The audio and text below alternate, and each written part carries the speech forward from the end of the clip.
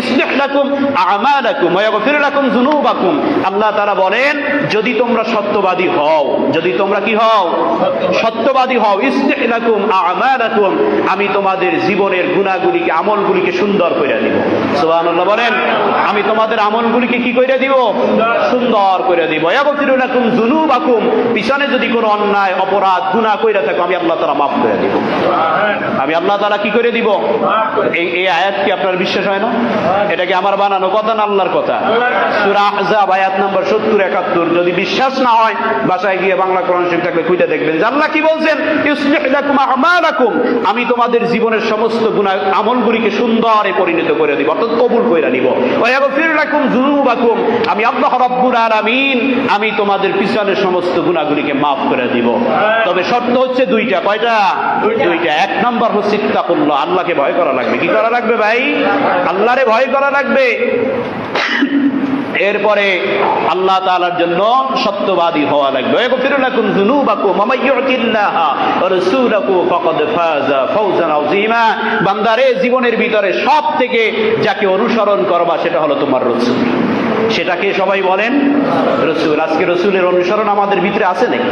কোন জায়গায় আছে? আমারে কম তো হুজুর, কোন জায়গায় আছে? আমার জীবনে আমি বহু ঝামেলার ফেস হয়েছি ভাই, এই শুধুমাত্র এই হক কথা কইতে যাই। বলে হুজুর আপনি কি শুধু একা হক কথা কন? না, আমি একা কথা কই না। আমার একদিন আমার বলা হয়েছে যে হুজুর আপনি কোরআন তেলাওয়াত করবেন। কোথায় কোরআন তেলাওয়াত করব? স্পোর্টসের উদ্বোধনী অনুষ্ঠান। কোথায়? স্পোর্টসের উদ্বোধনী অনুষ্ঠান। আমি আমার মসজিদ ছিল হাই স্কুল মসজিদ, হাই স্কুলের মসজিদে কোরআন তেলাওয়াত করার। আমি কিছু এই স্টেজে আমি কোরআন তেলাওয়াত করে নামার পরে কি হইবে? বিভিন্ন প্রোগ্রাম হইবে। আমি এর ভিতরে নাচ গান নাই? আছে তো, 2 দিন ব্যাপী অনুষ্ঠান, শেষ দিন দাওয়াত আপনার আইয়েন নাচ গান দেওয়া হয়েছে। আমি যেই স্টেজে নাচ গান হবে সেই স্টেজে কোরআন তেলাওয়াত করার দরকার কি? আমার একটু বলেন, বুঝান, আমারে বুঝান। ঠিক কিনা জোরে বলেন, জোরে কথা বলেন, ঠিক কিনা? যেই স্টেজে আপনাদের সমাজে নাই, আছে না নাই? জোরে বলেন। যেই স্টেজে নাচ হয়, মহিলারা নাচে, নর্তকী নাচে, এটা নর্তকী, এটা মহিলা না। এই যেটাই নাচতে পারে 16-17 বছরের একটা মেয়ে, যার যৌবনকে উদ্ধার করে দিয়ে সমস্ত মানুষের সামনে শরীরের সমস্ত স্পর্শকাতর জায়গাগুলি দেখাইয়া নাচ গান প্র্যাকটিস করতে পারে, একজন মসজিদের ইমামের সেই জায়গায় কোরআন তেলাওয়াত করা সম্পূর্ণরূপে হারাম। বোঝেন না কথা? ঠিক কিনা কন? সম্পূর্ণরূপে হারাম। এই কথা যখন বলছি সভাপতি বেজার হয়ে গেছে, হুজুর এত মাসলা চলে নাই। আমি আমার জন্য চলে। আপনার মন চাইলে আপনার কোন রকমের কোরআন তেলাওয়াতের দরকার নেই, আপনি নাচ গান দিয়ে শুরু করে দেন। যদি কোরআন তেলাওয়াত কোনো মজলিসে হয় সেই জায়গায় কঠিন কালেও কোরআনের পরে অন্য কোন বিধর্মী আলোচনা করা মুসলমানদের জন্য শোভা পায় না। ঠিক কিনা জোরে বলে? এখন আমাদের সমাজ তো হয়ে গেছে এরকম, সব কিছুর শুরুতে আমরা একটু কোরআন শরীফ পড়াইয়া দেই। হুজুর রাইয়া আউযু বিল্লাহি মিনাশ শাইতানির রাজিম বিসমিল্লাহির রহমানির রহিম, ওই সারা জীবন যা পড়ছে এগুলো পড়ে শোনায়া যায়, অথচ মানুষকে কঠিন কালেও বুঝায় না যে এই স্টেজে কোরআন তেলাওয়াত করার পর এটা পবিত্র জায়গা হয়ে গেছে। ও পবিত্র জায়গায় অপবিত্র কাজ মুসলমান করতে পারে না, কাফেররা করতে পারে। ঠিক কিনা জোরে বলে? করেন কেন আমার বুঝান। এই জন্য আমি অনেক ঝামেলার ফেস হয়েছি ভাই। এরপরে মানুষ আমারে চিনছে যে এর দিয়ে এইসব হইবে না। সারা জীবনে দেখছেন আমারে কোনোদিন কোন মঞ্চে গিয়ে তেলাওয়াত করেন? 2 বছর তো আপনি এই জায়গায় হয়ে গেছে, দেখছেন কোনোদিন? এগুলি আমারে দিয়ে যায় না, এগুলি হয় না।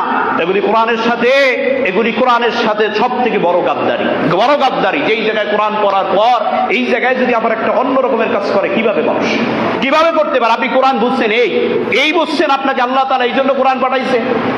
আমাদের সমাজে একটা সময় আইন ছিল কোরআন পড়ার পর গীতা পড়া লাগবে, কোরআন পড়ার পরে গীতা পড়া, অন্যান্য ধর্ম ত্যাগ করা। এটা নিয়ে ওলামা ইকরামের অনেক কথা আছে, কিন্তু রাষ্ট্র কর্তৃপক্ষ শুনে নেই। তারা বলছে সমস্ত ধর্মের একই কথা।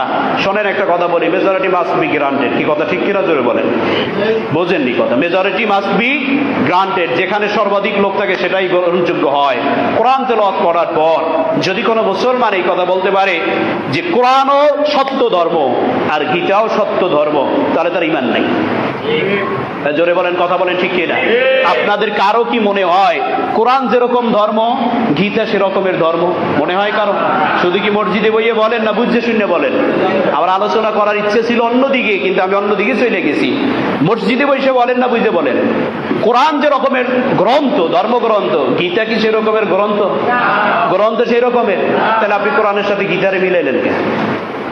হয় আপনার যদি ভালো লাগে গীতার দিয়ে শোনেন, আর যদি আপনার ভালো না লাগে তাহলে কোরআন দিয়ে শুনবেন। দুইটা তো আপনি একত্রিত করতে পারবেন না।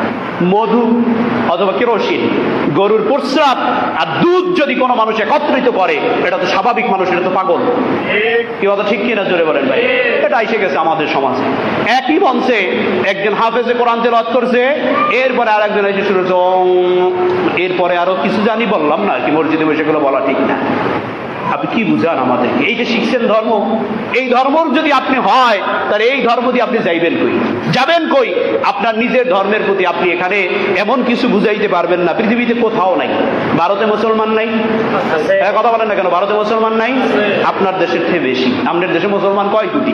18 কোটি মানুষ হইলে আমাদের দেশে মুসলমান হইতে পারে সর্বোচ্চ 16 কোটি।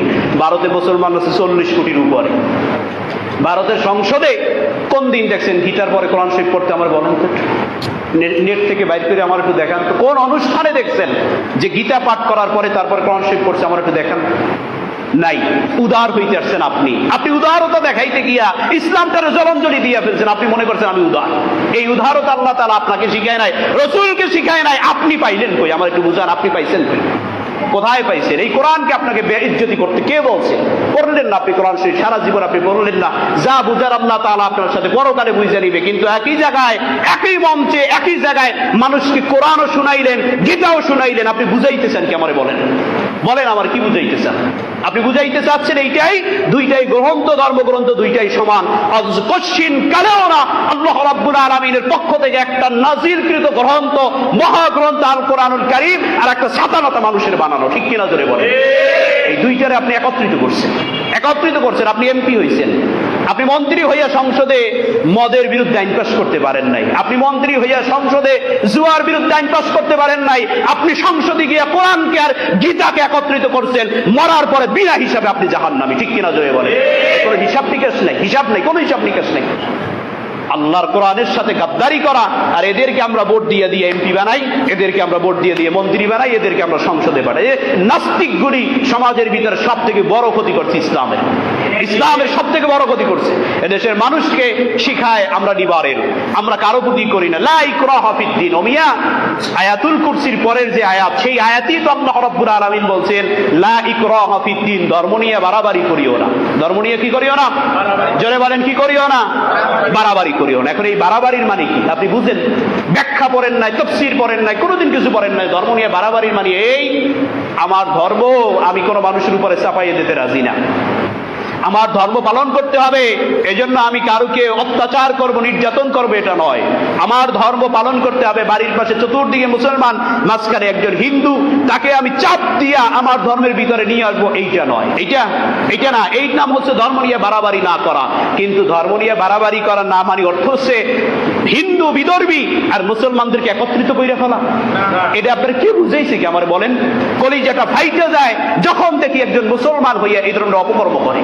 এগুলি ঠিক নয়, এগুলি ঠিক কথা বলেন, এগুলি ঠিক। আসছে যে কোনো একটা সময় নির্বাচন হবে, নির্বাচনের আগে একটা মাসালা দিয়ে যাই, যে কোনো এক সময় নির্বাচন হবে। হবে কি হবে না? 25 হইতে পারে, 26 হইতে পারে, নির্বাচন তো একটা হবেই বাংলাদেশে।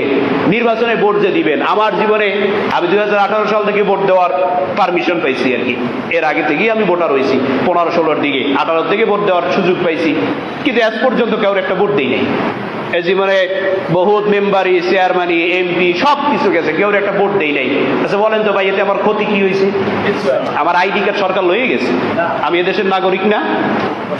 কথা বলেন, আপনি বেজার হইতেছেন আজকে আমার উপরে নাকি? আমার আইডি কার্ড সরকার লয়ে গেছে, আমি এদেশের নাগরিক না?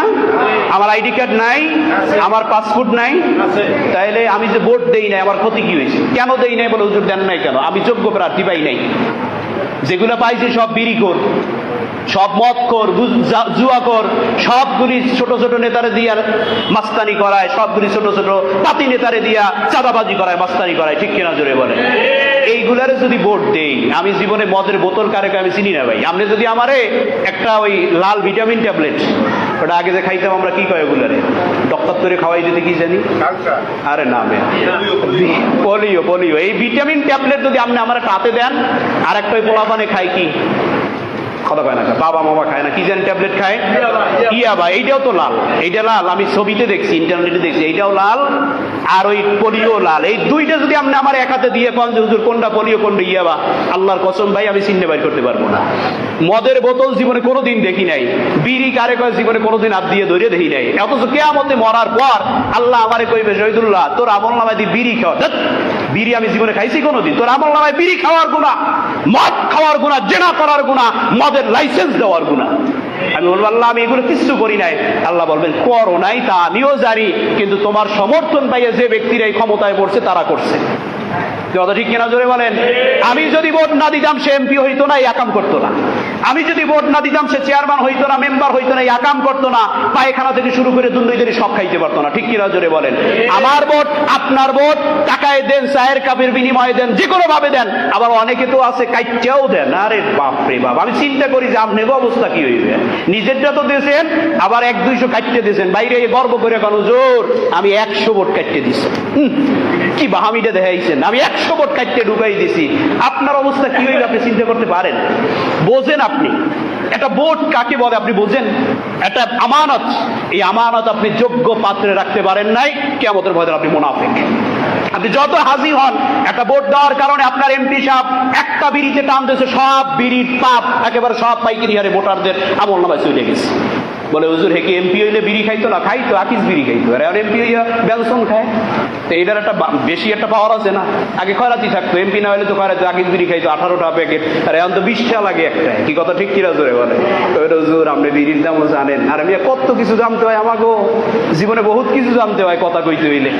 ভাইরা আমার, আল্লাহ তাআলা আমাদেরকে বোঝার তৌফিক দান করুন। ওয়া মান ইউতিল্লাহা ওয়া রাসূলাহু ফাকাদ ফাযা ফাওজান আযীমা। মুহতারাম হাজিরিন, ভালো করে মনে রাখবেন, আপনি মুসলমান, আপনার চলার জন্য আল্লাহ তাআলা আপনাকে যেই আদেশ দিয়েছেন, সেই আমানত দিয়েছেন, এটা দুনিয়ার ভিতরে অন্য কেউ আপনাকে দিতে পারবে না। পারবে? যেই সুন্দর জীবনের মাপকাঠি আল্লাহ তাআলা আপনাকে দিয়েছে, কেউ পারবে? লেনিন পারবে? মাও সেতুং পারবে? কার্ল মার্কস পারবে?